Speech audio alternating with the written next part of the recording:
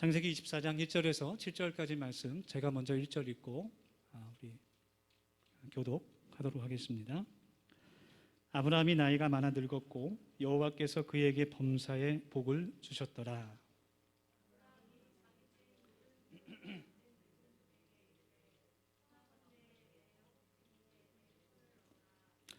내가 너에게 하늘의 하나님 땅의 하나님이신 여호와를 가리켜 맹세하게 하노니 너는 내가 거주하는 이 지방 가나안 족속의 딸 중에서 내 아들을 위하여 아내를 택하지 말고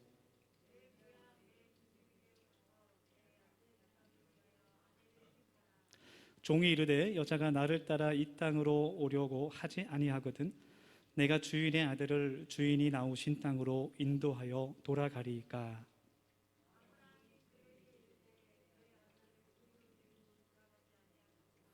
다 같이 7절 읽겠습니다. 하늘의 하나님 여호와께서 나를 내 아버지의 집과 내 고향 땅에서 떠나게 하시고 내게 말씀하시며 내게 맹세하여 이르시기를 이 땅을 내 씨에게 주리라 하셨으니 그가 그 사자를 너보다 앞서 보내실지라. 내가 거기서 내 아들을 위하여 아내를 택할지니라. 아멘. 선풍기를 좀 틀까요? 뒤에. 네. 오늘도 우리 같이 서로 좀 인사하면서 반갑게 주님 안에서 교제하기를 원합니다. 우리 앞에 뒤에 분 바라보시면서 다시 만나 반갑습니다. 그렇게 인사하겠습니다. 네, 좋습니다. 오늘은 그 배우자를 선택하는 것에 대해서 같이 하나님의 말씀을 나누겠습니다. 배우자를 잘 선택하는 것만큼 그 인생에 있어서 중요한 문제가 있을까라는 생각이 듭니다. 그래서 우리 청년들은 열심히 기도도 하고 또 관련된 그런 책을 읽기도 하고 또 좋은 사람과 또 소개팅을 하기도 합니다. 또 어떤 우리 형제 자매들은 결혼정보 회사에 가입을 하기도 합니다. 어떤 분이 그 결혼정보 회사에 대한 그 글을 이제 인터넷상에 기고했는데 그 글을 제가 읽게 되었어요. 제목이 결혼정보 회사의 실체라는 글이었습니다.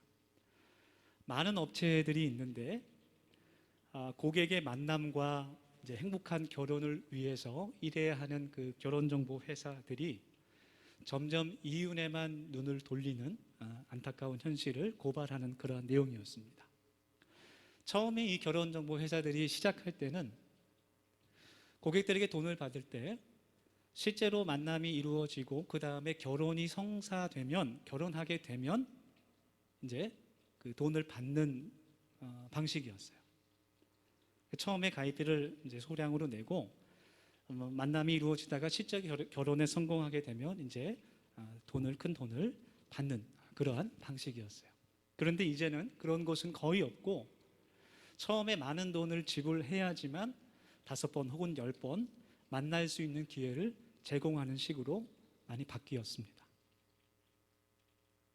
그래서 결혼정보업체 회사들은 사실은 고객들이 결혼을 하지 않아야 돈을 많이 벌 수 있는 구조가 됐어요. 실제로 10%가 안 된다고 합니다.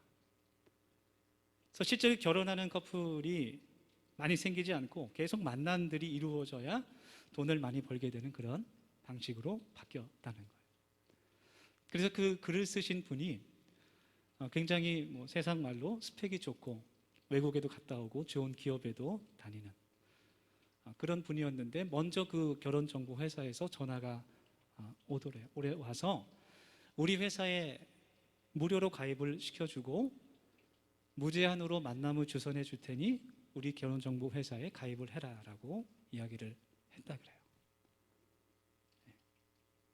결혼정보 회사들은 우리는 전혀 등급이 없습니다 라고 하지만 실제로 그 안에 들어가면 정말 많은 조건으로 등급을 매겨놓고 만남을 주선한다는 것이죠.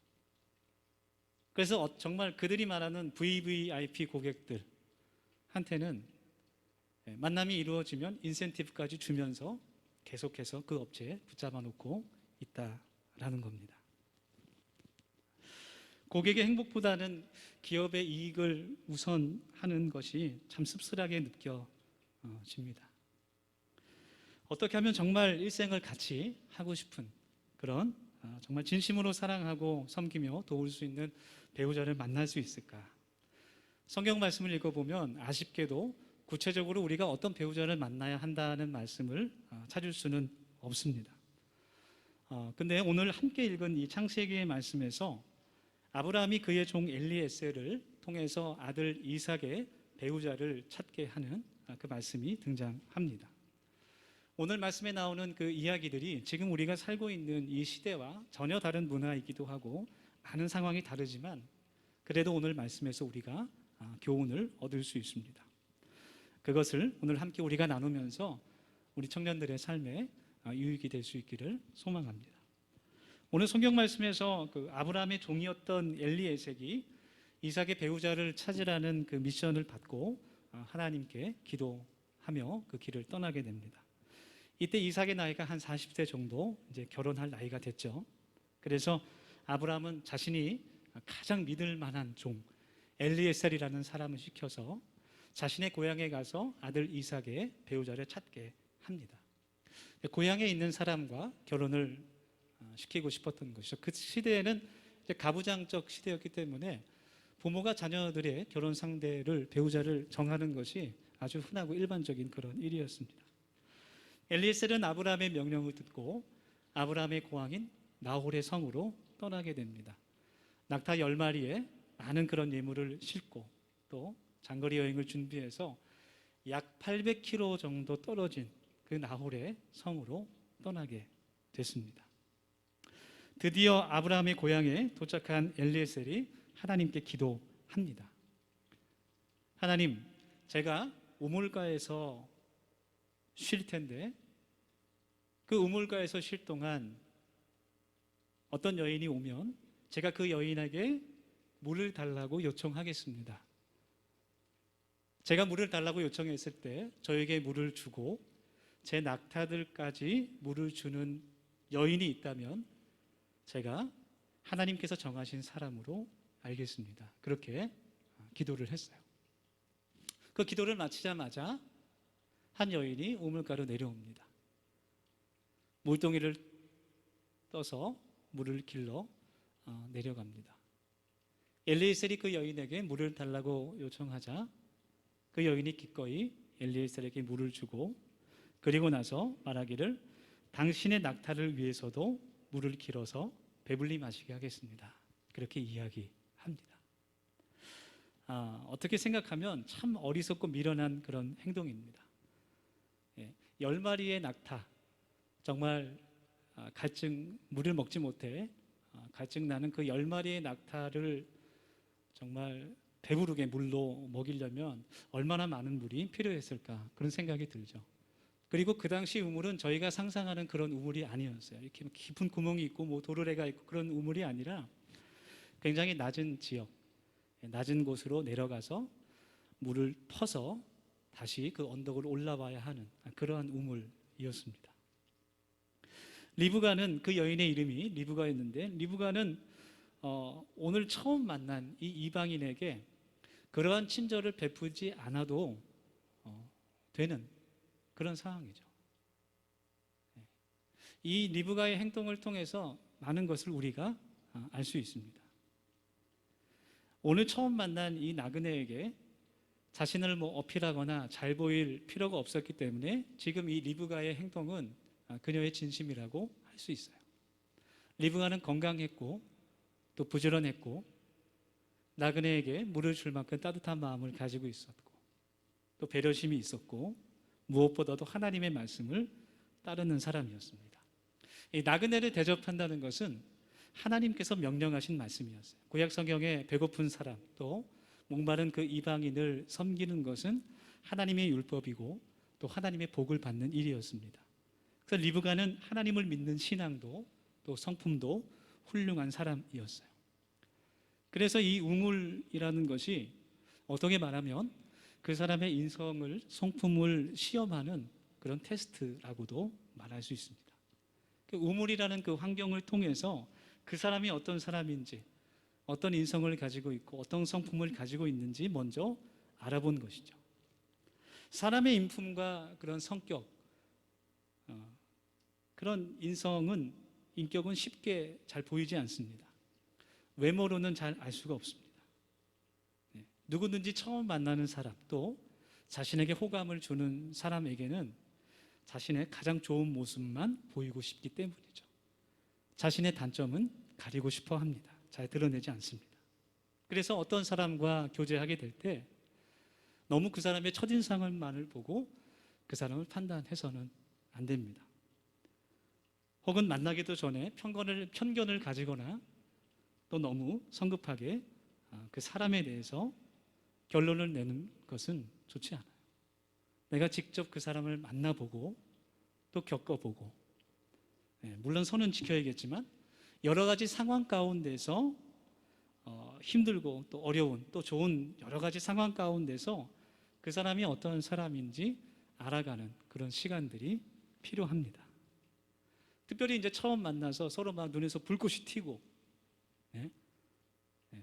먹지 않아도 배부르고 물을 마시지 않아도 목마르지 않은 그러한 상황, 항상 저는 그렇게 삽니다.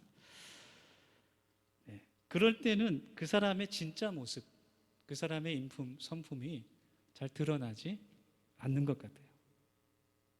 신약성경 그 복음서에서 예수님의 제자들의 모습이 많이 나타나지만 예수님의 진짜 그 제자들의 진면목을 볼 수 있는 그 말씀이 바로 마태복음 26장 56절 말씀인 것 같습니다. 그러나 이렇게 된 것은 다 선지자의 글을 이루려 함이니라 하시더라. 이에 제자들이 다 예수를 버리고 도망하니라. 예수님께서 로마의 군인들에게 힘없이 잡히시고 끌려가실 때 그때야 비로소 제자들의 진짜 모습이 드러나게 됩니다. 특별히 그 모든 것이 평안하고 좋을 때는 그 사람의 진짜 모습이 잘 드러나지 않는 것 같아요.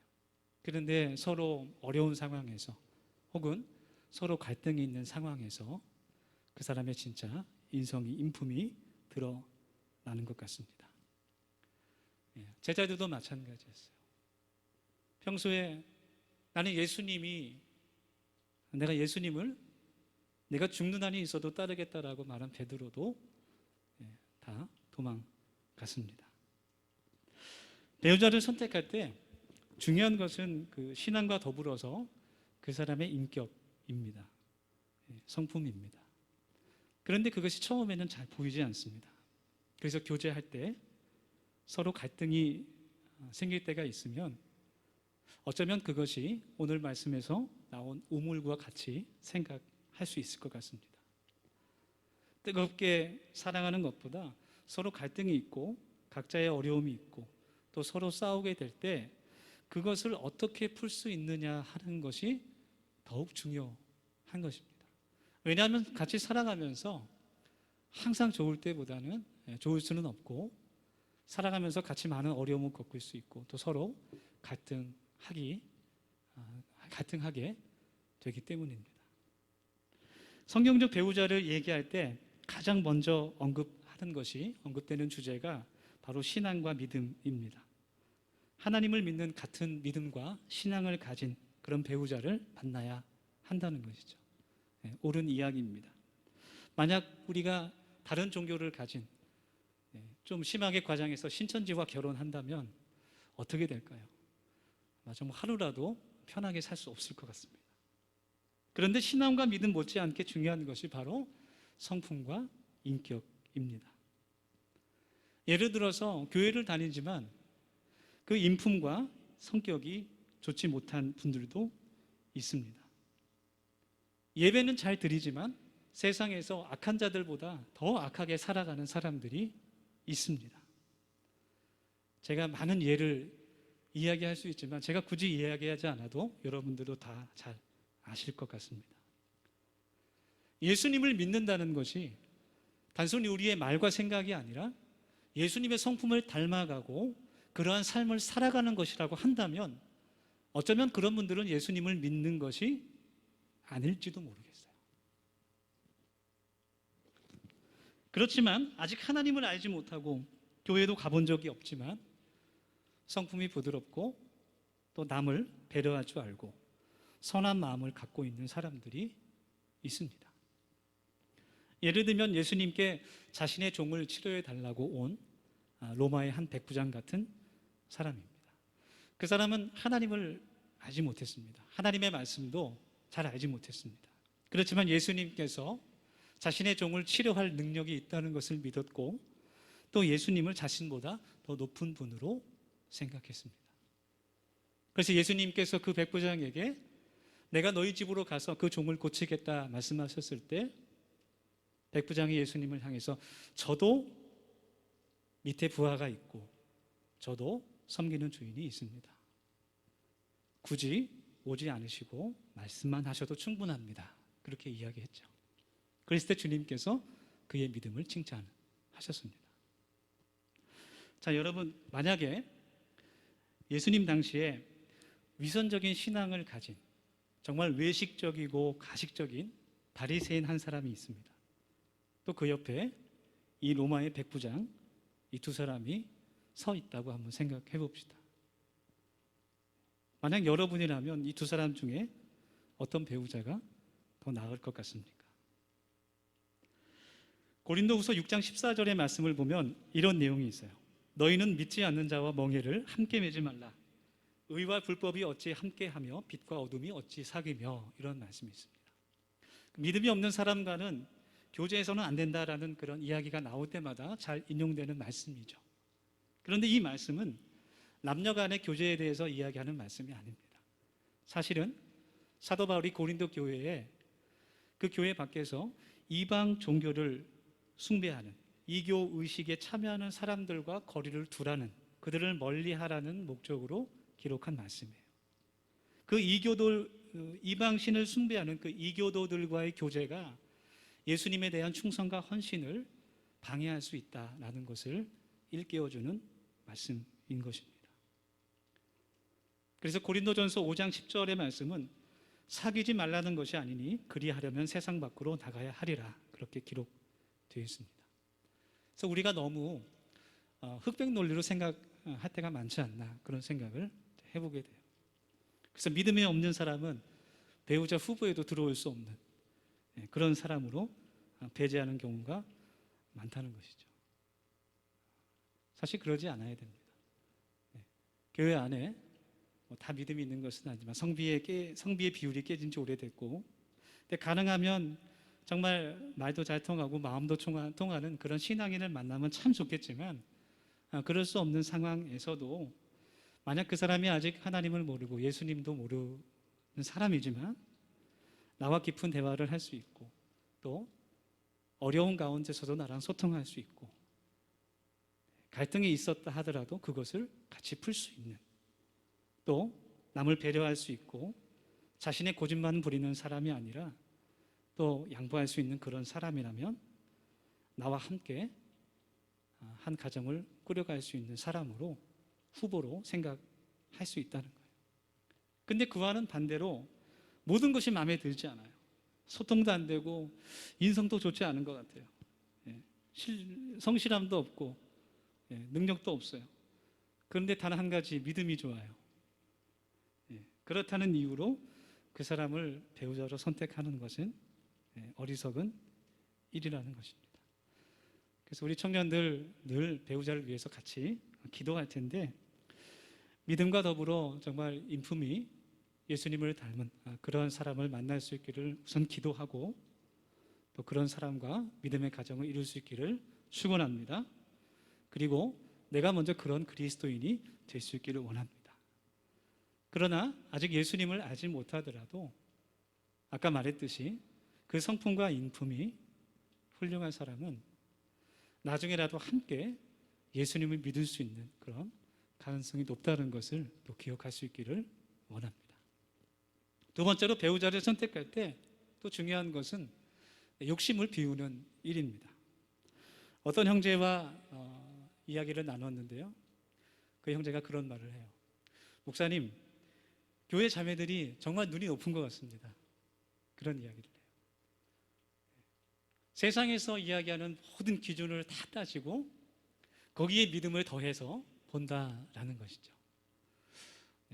어느 정도 또 일리가 있는 이야기 같습니다. 그래서 교회 다니는 자녀하는 교제가 참 어렵다, 그런 이야기를 하는 청년이 있었습니다. 모두 그런 것은 아니지만 일부 그런 청년들도 실제로 있는 것 같습니다. 오늘 말씀에서 엘리에셀은 그 우물가에서 리브가를 만난 후에 자신의 이야기를 털어놨습니다. 내가 누구고 내가 무엇을 위해서 이 자리에 왔는지 그것을 상세하게 이야기하고 리브가에게 약간의 예물을 주었습니다. 그리고 그에게 이삭의 아내가 될 것을 물어봤습니다. 리브가의 여종이 그것을 보고 얼른 집으로 뛰어가서 그 리브가의 어머니와 오빠에게 그 이야기를 전하게 됩니다. 그 오빠가 그 자리에서 달려나와서 엘리에셀을 만나서 이야기를 듣고 그를 자신의 집으로 초대하게 됩니다. 리브가의 오빠였던 라반은 그 엘리에셀이 가져온 수많은 낙타들과 그 예물을 보고 그에게 마음을 뺏겼습니다. 그래서 엘리에셀을 정말 환대하며 그의 낙타까지도 환영했습니다. 가족들이 리브가를 이삭의 아내로 허락했을 때 엘리에셀은 그가 준비한 모든 예물을 주고 바로 다음 날 리브가를 데리고 떠나기를 청했습니다. 자신이 여기 온 목적을 이야기하기 전까지는 그 가정에서 준비한 어떤 음식도 입에 손을 대지 않습니다.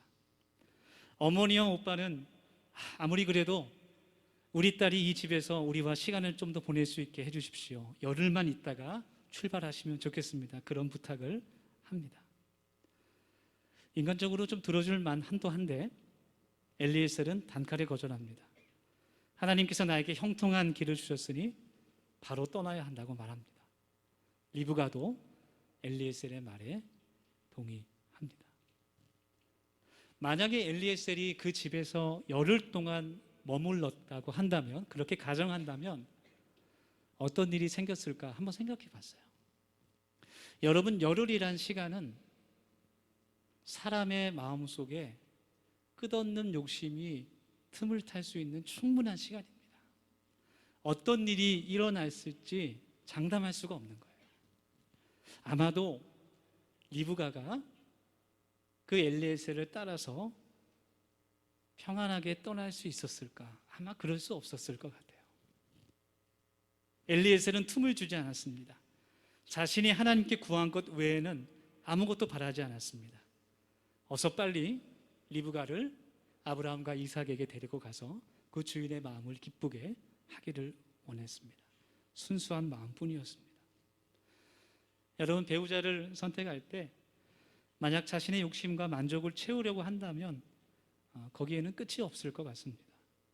그런 욕심들이 나의 눈을 흐릴 수 있게 하는 것입니다. 가슴이 따뜻해지는 이야기라는 그런 책에 나오는 한 예화인데요. 어떤 남자가 배우자가 될 여성을 찾기 위해 집을 떠났습니다.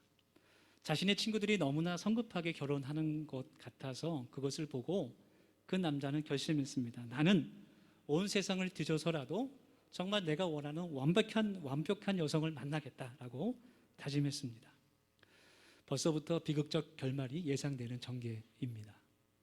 친구들도 워낙 그의 뜻이 완고하자 그를 축하하며 격려하며 그를 떠나보냅니다. 꼭 그런 사람을 만나기를 원한다고 이야기해 줍니다. 그런데 불행하게도 그 남자는 온 세상을 돌아다니며 정말 완벽한 배우자를 찾기에 일생을 허비하다가 이제 나이가 들어 늙어서 허탈한 마음으로 혼자 고향으로 돌아왔습니다. 옛 친구들이 그를 찾아와서 물었습니다. 아니, 왜 아직도 자네는 혼자인가?